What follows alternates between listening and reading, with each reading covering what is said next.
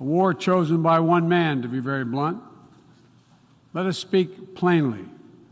A permanent member of the United Nations Security Council invaded its neighbor, attempted to erase a sovereign state from the map. Russia has shamelessly violated the core tenets of the United Nations Charter. No more important than the clear prohibition against countries taking the territory of their neighbor by force. Again, just today, President Putin has made overt nuclear threats against Europe and a reckless disregard for the responsibilities of the non-proliferation regime. Now, Russia's calling up more soldiers to join the fight, and the Kremlin is organizing a sham referenda to try to annex parts of Ukraine, an extremely significant violation of the UN Charter. This world should see these outrageous acts for what they are. Putin claims he had to act because Russia was threatened. But no one threatened Russia, and no one other than Russia sought conflict. In fact, we warned it was coming, and with many of you we worked to try to avert it. Putin's own words make his true purpose unmistakable. Just before he invaded, Putin asserted, and I quote, "Ukraine was created by Russia and never had, quote, real statehood." And now we see attacks on schools, railway stations, hospitals, on centers of Ukrainian history and culture. In the past, even more horrifying evidence of Russia's atrocity and war crimes. Mass graves uncovered in Izium, bodies, according to those who excavated those bodies, showing signs of torture. This war is about extinguishing Ukraine's right to exist as a state, plain and simple, and Ukraine's right to exist as a people. Whoever you are, wherever you live, whatever you believe, that should make your blood run cold. That's why 141 nations in the General Assembly came together and to unequivocally condemn Russia's war against Ukraine. The United States has marshaled massive levels of security assistance and humanitarian aid and direct economic support for Ukraine. More than $25 billion to date. Our allies and partners around the world have stepped up as well. And today, more than 40 countries represented in here have contributed billions of their own money and equipment to help Ukraine defend itself. The United States is also working closely with our allies and partners to impose costs on Russia, to deter attacks against NATO territory, to hold Russia accountable for the atrocities and war crimes. Because if nations can pursue their imperial ambitions without consequences, then we put at risk everything this very institution stands for, everything. Every victory won on the battlefield belongs to the courageous Ukrainian soldiers. But this past year, the world was tested as well. And we did not hesitate. We chose liberty. We chose sovereignty. We chose principles to which every party to the United Nations Charter is beholding. We stood with Ukraine. Like you, the United States wants this war to end on just terms, on terms we all signed up for, that you cannot seize a nation's territory by force. That the only country standing in the way of that is Russia. So we, each of us in this body, who's determined to uphold the principles and beliefs we pledge to defend as members of the United Nations, must be clear, firm, and unwavering in our resolve.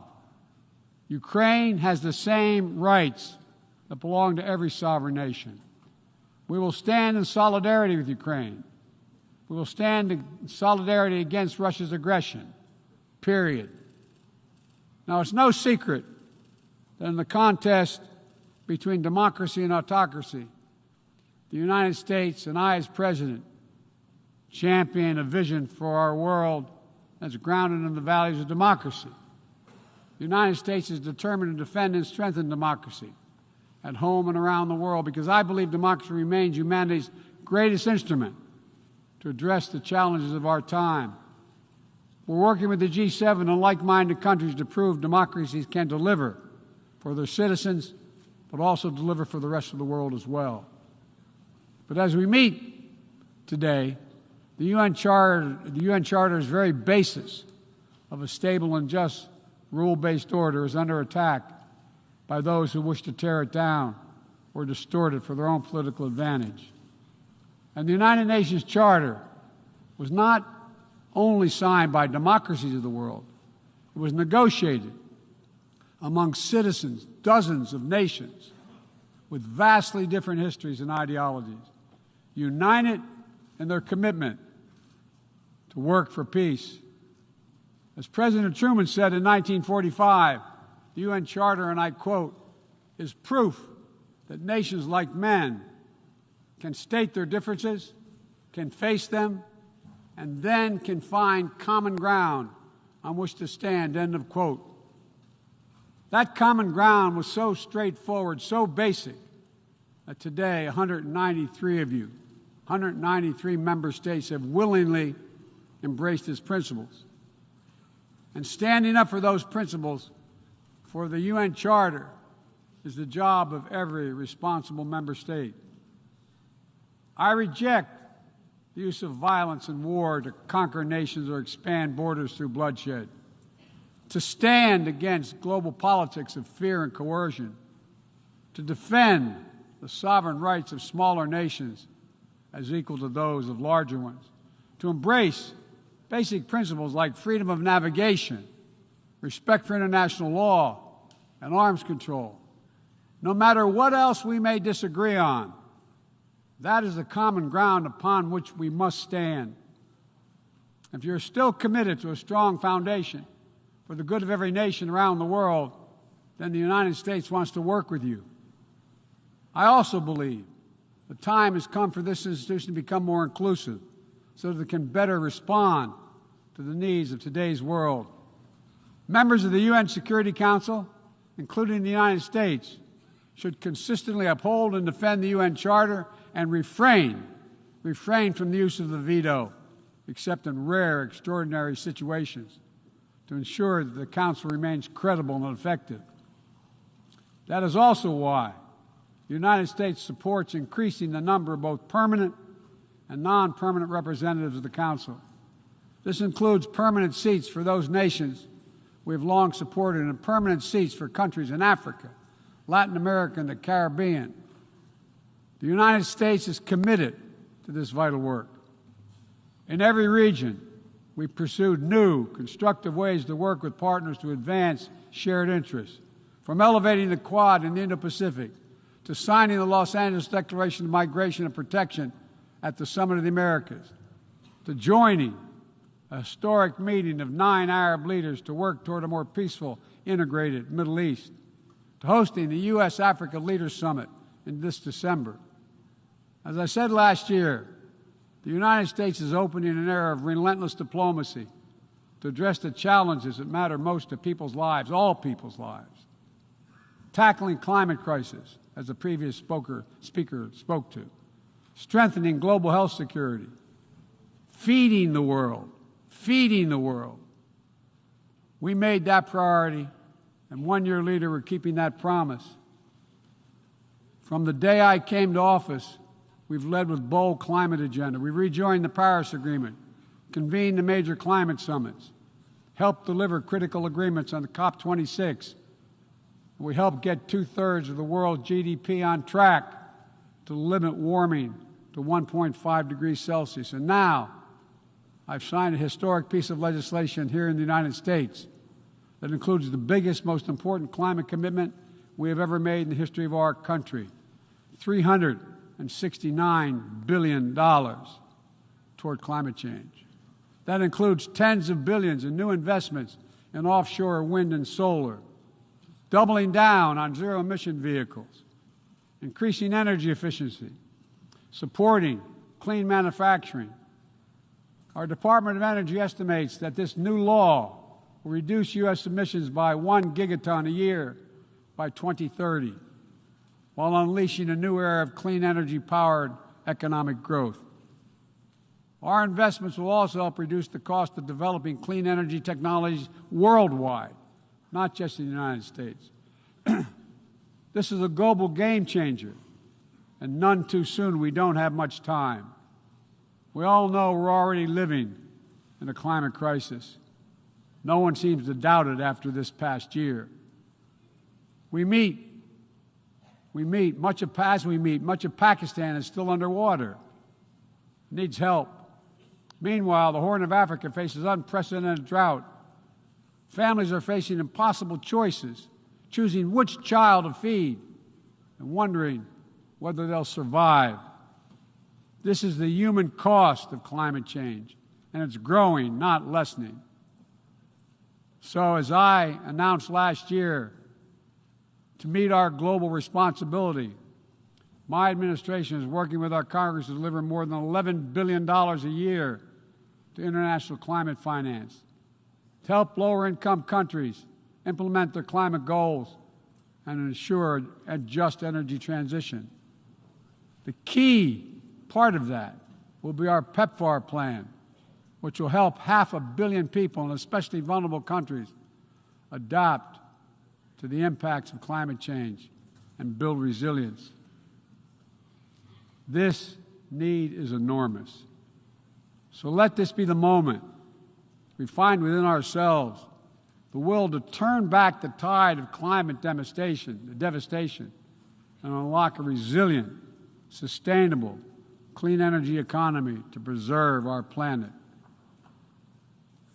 On global health, we've delivered more than 620 million doses of COVID-19 vaccine to 116 countries around the world, with more available to help meet countries' needs. All free of charge, no strings attached, and we're working closely with the G20 and other countries in the United States help lead the change to establish a groundbreaking new fund for pandemic prevention, preparedness, and response at the World Bank. At the same time, we've continued to advance the ball on enduring global health challenges. Later today, I'll host the 7th Replenishment Conference for the Global Fund to fight AIDS, tuberculosis, and malaria. With bipartisan support in our Congress, I have pledged to contribute up to $6 billion to that effort. So I look forward to welcoming a historic round of pledges at the conference, resulting in one of the largest global health fundraisers ever held in all history. We're also taking down the food crisis head on, with as many as 193 million people around the world experience acute food insecurity, a jump of 40 million in a year. Today I'm announcing another $2.9 billion in U.S. support for life-saving humanitarian and food security assistance for this year alone. Russia, in the meantime, is pumping out lies, trying to pin the blame for the crisis, the food crisis, on the sanctions imposed by many in the world for the aggression against Ukraine. So let me be perfectly clear about something. Our sanctions explicitly allow Russia the ability to export food and fertilizer. No limitation. It's Russia's war that is worsening food insecurity, and only Russia can end it.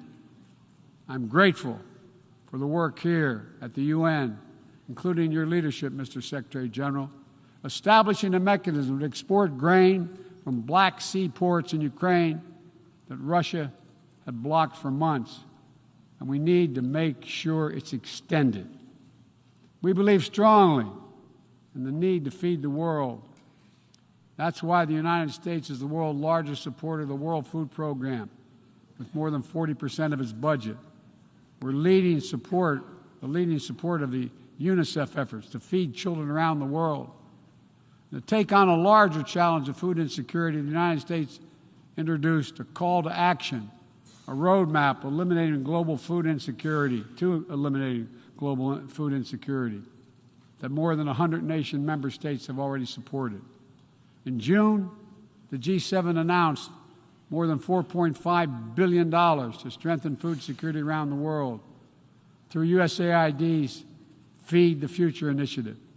The United States is scaling up innovative ways to get drought and heat-resistant seeds into the hands of farmers who need them, while distributing fertilizer and improving fertilizer efficiency so that farmers can grow more while using less.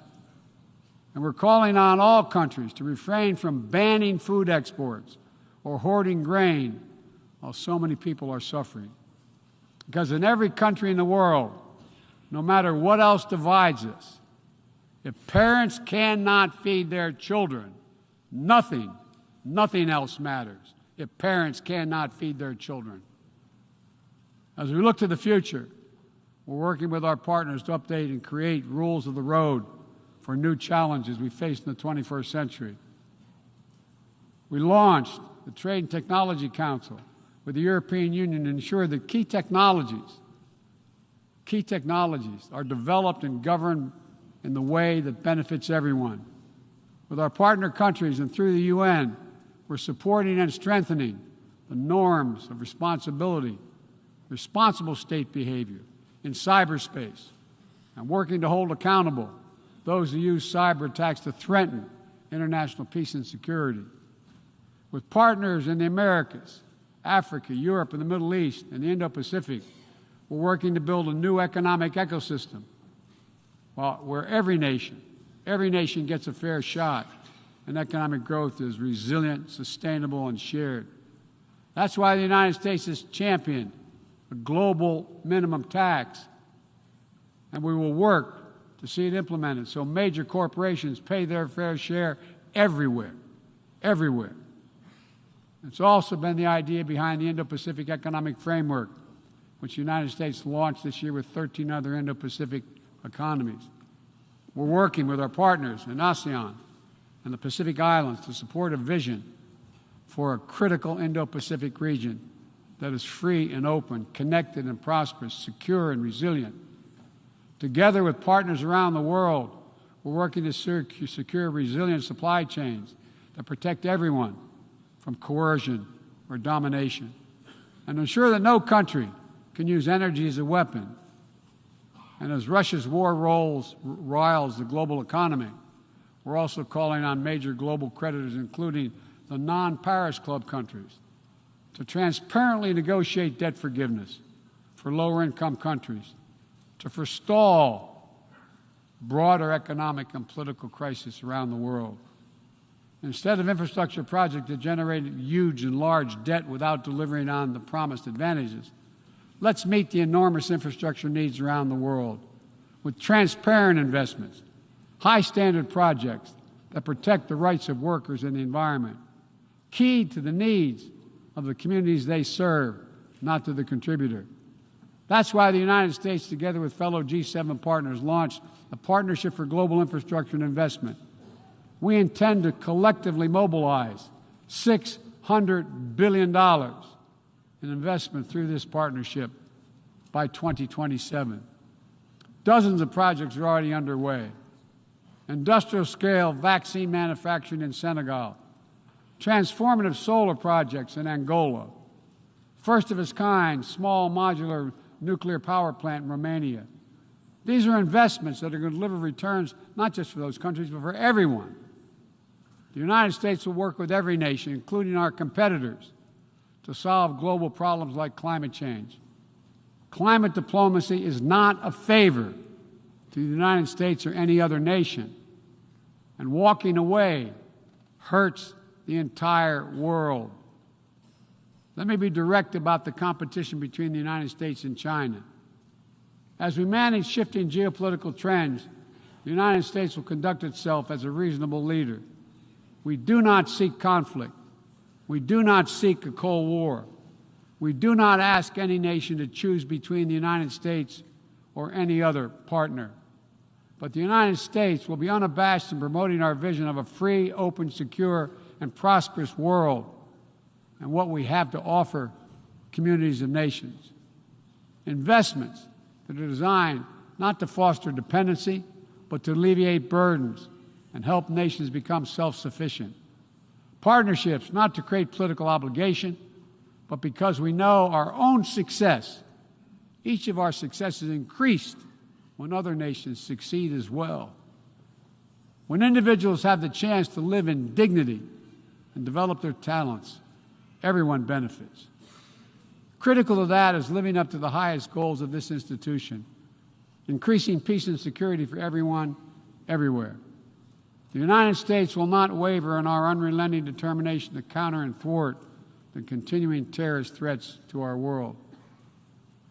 And we will lead with our diplomacy to strive for peaceful resolution of conflicts. We seek to uphold peace and stability across the Taiwan Straits. We remain committed to our one China policy, which has helped prevent conflict for 4 decades.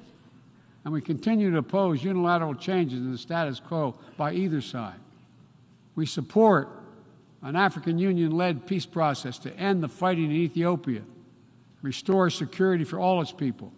In Venezuela, where years of political oppression have driven more than 6 million people from that country, we urge the Venezuelan-led dialogue and return to free and fair elections.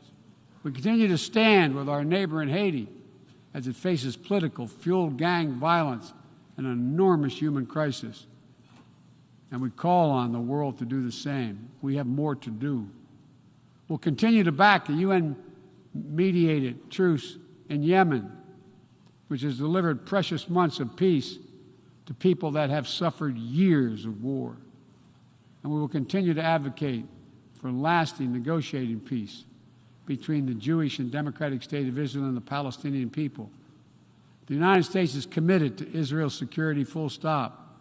And a negotiated two-state solution remains, in our view, the best way to ensure Israel's security and prosperity for the future and give the Palestinians the state to which they are entitled. Both sides to fully respect the equal rights of their citizens. Both people enjoying equal measure of freedom and dignity. Let me also urge every nation to recommit to strengthening the nuclear non-proliferation regime through diplomacy. No matter what else is happening in the world, the United States is ready to pursue critical arms control measures. A nuclear war cannot be won and must never be fought. The 5 permanent members of the Security Council just reaffirmed that commitment in January.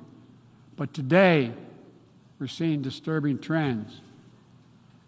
Russia shunned the non-proliferation ideals embraced by every other nation at the 10th NPT Review Conference.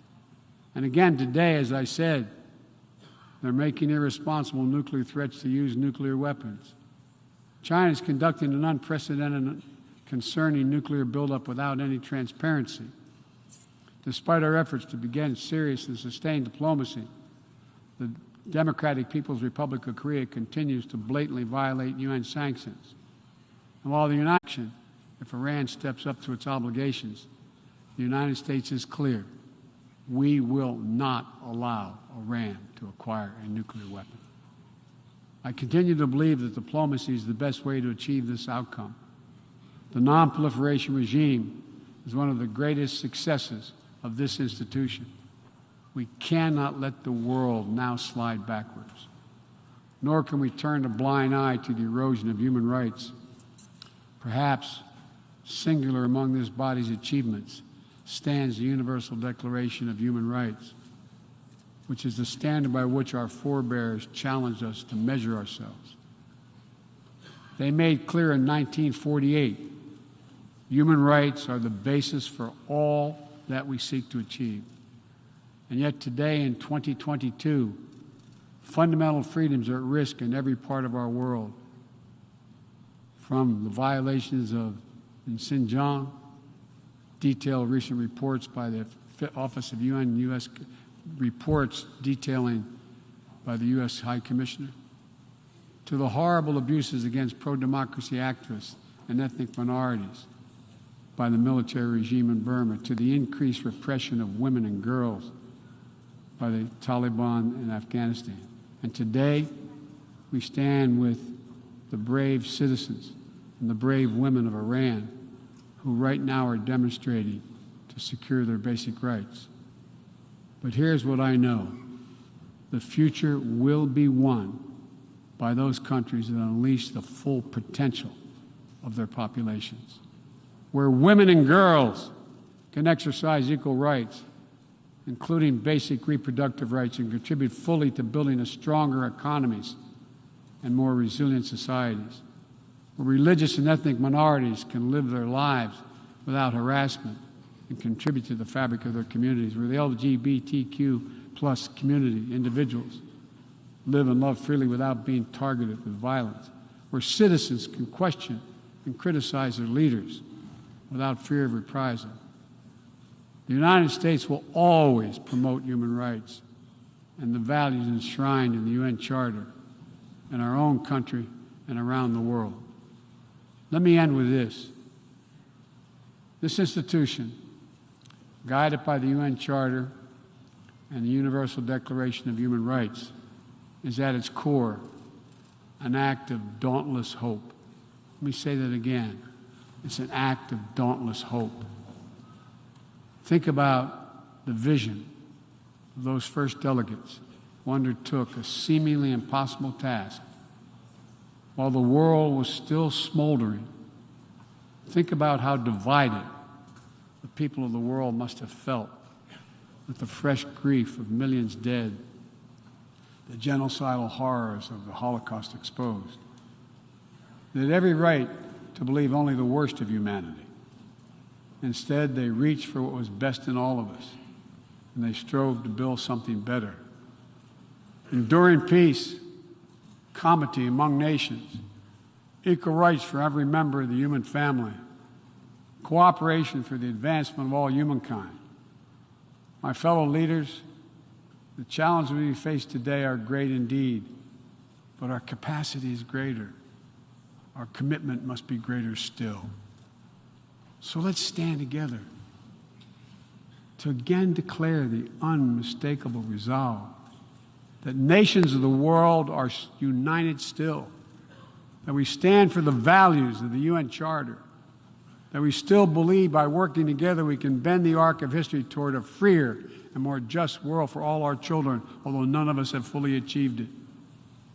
We're not passive witnesses to history. We are the authors of history. We can do this. We have to do it for ourselves and for our future, for humankind. Thank you for your tolerance, for listening to me. I appreciate it very much. God bless you all. And I request the protocol to escort His Excellency. May I request representatives to remain seated while we suspend the meeting for 5 minutes before resuming to hear the next speaker.